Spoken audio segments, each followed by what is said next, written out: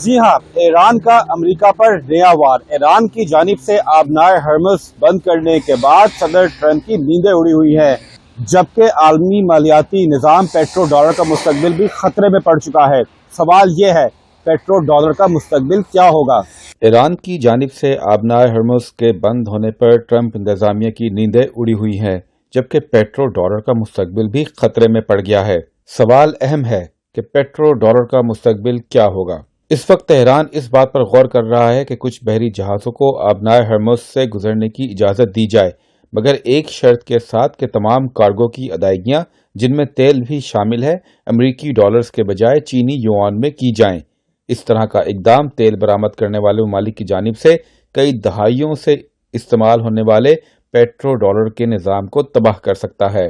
Petro dollar ہی ایک بڑی وجہ ہے کہ امریکی ڈالرز دنیا کی ریزرو کرنسی ہے، اور یہ نظام امریکی ڈالرز کی مانگ بڑھا کر امریکہ کی عالمی برتری کو برقرار رکھنے میں مدد دیتا ہے۔ پیٹرو ڈالر نظام کی بنیاد 1974 میں اس وقت وجود میں آئی جب سعودی عربیہ نے اپنے تیل کی فروخت امریکی ڈالرز میں کرنے پر اتفاق کیا، جس سے امریکی معیشت کو ویتنام کی جنگ اور سونے کے معیار یعنی کہ گولڈ سٹینڈرڈ کے خاتمے کے بعد استحکام ملا۔ امریکی پابندیوں کا سامنا کرنے والے تیل پیدا کرنے والے ملک جیسا کہ وینزویلا، رشیا، ایران ماضی میں پیٹرو ڈالر کو چیلنج کر چکے ہیں، جس پر امریکہ نے شدید رد عمل کا اظہار کیا تھا۔ ایران کی جانب سے آبنائے ہرمز پر اس وقت مؤثر کنٹرول ہے، اور یہاں سے دنیا کی تقریباً 20% تیل اور گیس کی ترسیل گزرتی ہے۔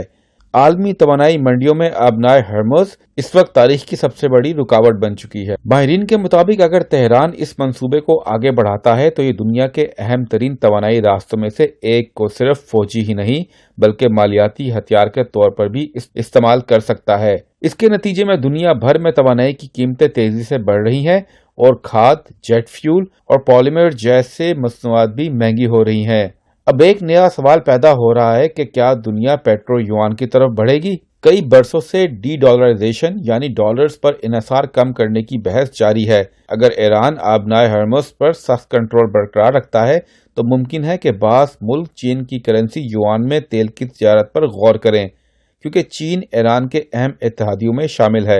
اگر ایسا ہوا تو اس کے عالمی مالیاتی نظام اور پیٹرو ڈالر کے مستقبل پر گہرے اثرات پڑ سکتے ہیں۔ امریکہ اس وقت اس معاملے پر شدید فکر مند ہے، کیونکہ اگر زیادہ ملکوں نے ڈالرز کے بجائے یوان میں تیل کی خرید و فروخت شروع کر دی تو ڈالر کی مانگ میں کمی آئے گی، جبکہ امریکہ کی معاشی ترقی بھی متاثر ہوگی۔ جہاں زیب علی، AOA نیوز، واشنگٹن۔